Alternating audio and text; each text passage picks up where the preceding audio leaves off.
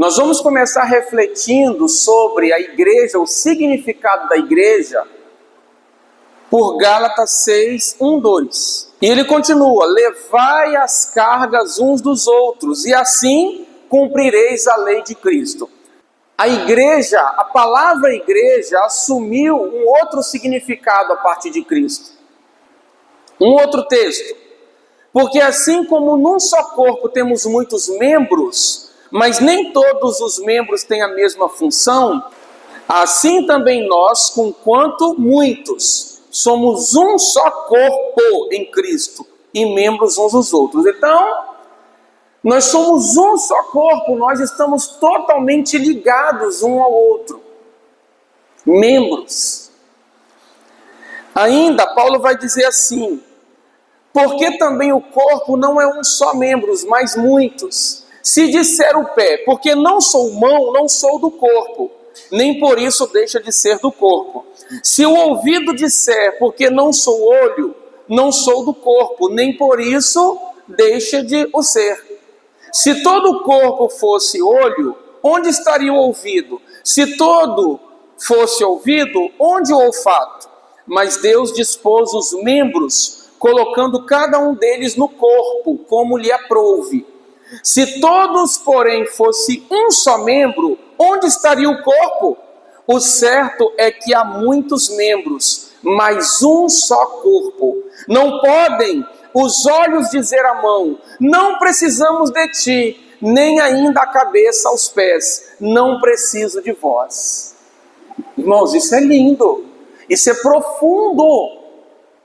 Nós dependemos uns dos outros, nós precisamos uns dos outros, por isso a importância do corpo.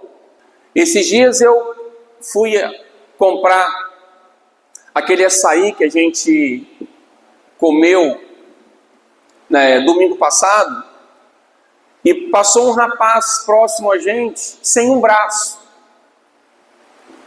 E eu fiquei pensando a dificuldade que aquele jovem deve ter para fazer as suas responsabilidades, as suas obrigações, sem um braço. E aí você vê a importância dos membros do corpo de Cristo. Se nós não entendermos isso, nós vamos achar que conseguimos viver de maneira independente. A Bíblia fala que no princípio a igreja se reunia e eles comiam juntos a ceia. A ceia não era como a gente vê hoje na igreja. Cada um pega um pedacinho de pão, um pouquinho de suco, toma e vai embora. Não era assim.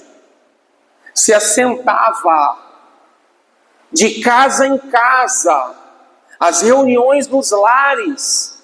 Em Atos dos Apóstolos diz que os discípulos se reuniam todos os dias no templo e nas casas, partindo o pão, orando junto e se alimentando da doutrina dos apóstolos.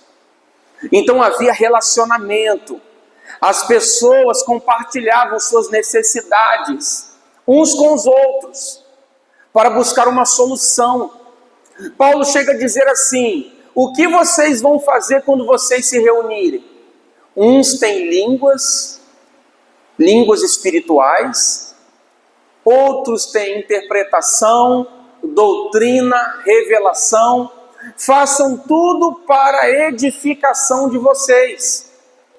E aí a gente vai ver em Coríntios, capítulo 12, a partir do verso 7, Paulo vai falar dos dons espirituais, que um mesmo Espírito, ele reparte os dons espirituais. Um recebe o dom da fé, é uma fé diferenciada, tá? O dom da fé. O outro, o discernimento de espírito. O outro, a palavra de conhecimento. O outro, a palavra de sabedoria. Para que a gente possa abençoar a vida do outro, solucionando problemas, revelando, mostrando o propósito de Deus, a vontade de Deus para a nossa vida. Então, um dom de revelação, uma profecia, uma palavra de conhecimento, uma palavra de sabedoria que você recebe, resolve um problema na sua vida que ninguém poderia resolver, mas Deus usa um irmão em Cristo para te dar essa revelação. E isso é corpo. O dom da fé, discernir espíritos, é ver no mundo espiritual, ver anjo, ver demônio, para você entender o que está acontecendo no mundo espiritual, o dom de discernimento de espírito. Assim Deus reparte a cada um segundo a vontade dele. Olha a profundidade de ser igreja. Você vai para uma reunião de oração, eu já vi, irmãos, testemunhos de conversão de pessoas incrédulas, idólatras, famosos, que foram convertidos em uma reunião de oração. Eu acho que o nome do ator é Jesse Valadão, já ouviu falar? É isso mesmo, Jesse Valadão? Já faleceu. Eu vi o testemunho desse homem. Foi um ator famoso, eu acho que na década de 70, né? 70, 80, ele deu testemunho na TV aberta, dizendo que ele ganhava muito dinheiro, ele tinha uma vida promíscua, e ele não exercia fé em nada. E um dia ele chegou numa casa de um amigo, e estava tendo uma reunião de oração,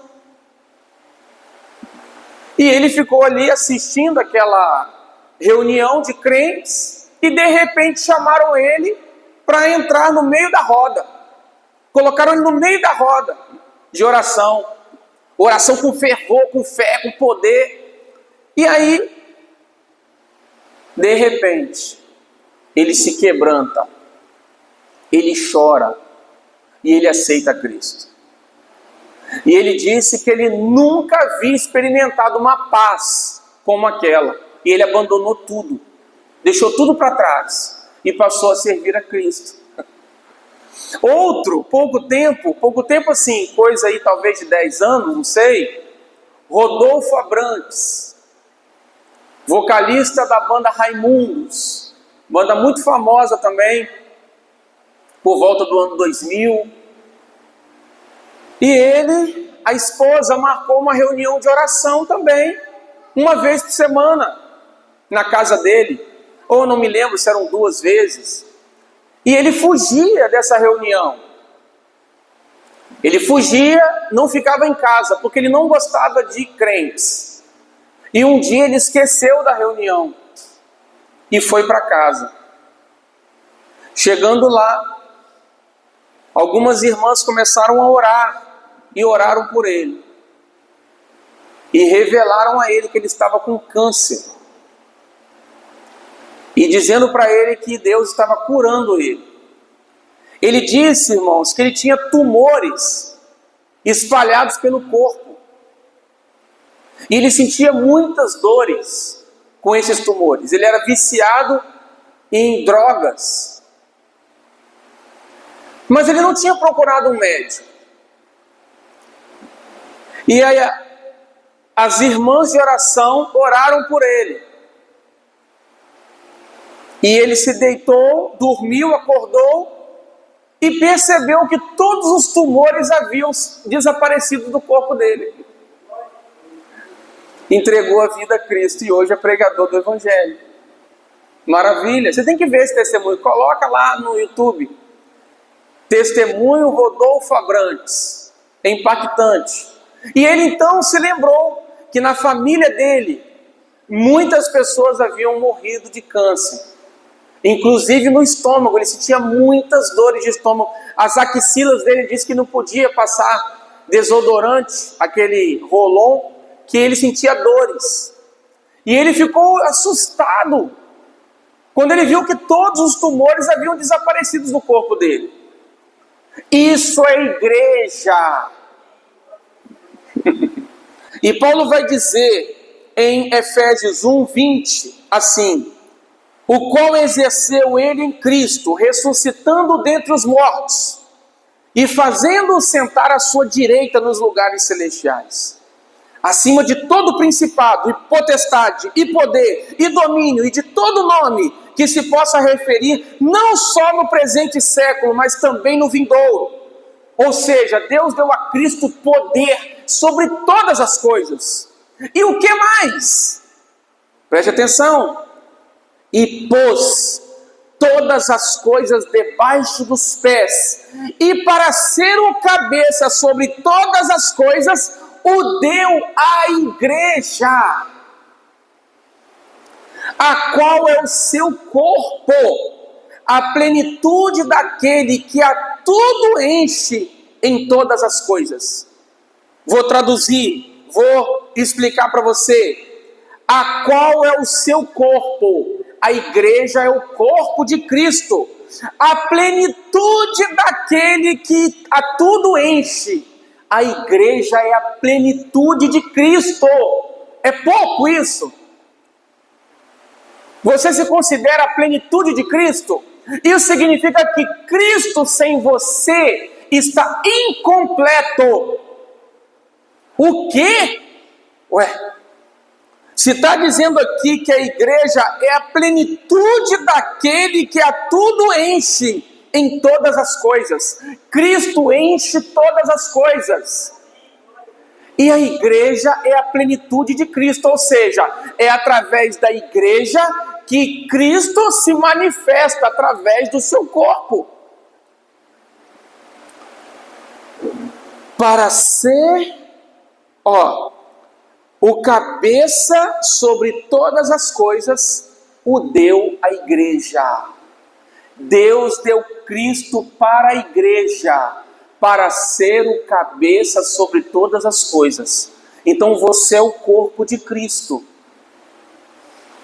Traduz isso para mim. Você sabe o que significa? Que quando Jesus quer agir, ele usa o corpo dele. Ele é a cabeça. É através das suas mãos, é através dos seus pés, é através da sua fé nele, que ele faz as coisas.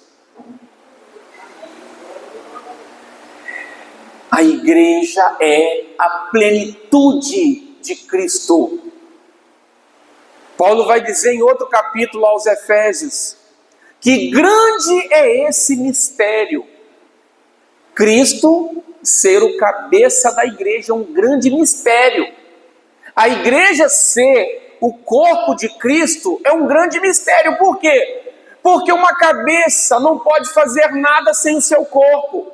Quando Cristo quis fazer de nós o corpo dele, ele estava dizendo: olha, eu vou implantar o meu reino na terra através da minha igreja. Por isso ele disse: as portas do inferno não prevalecerão contra a minha igreja.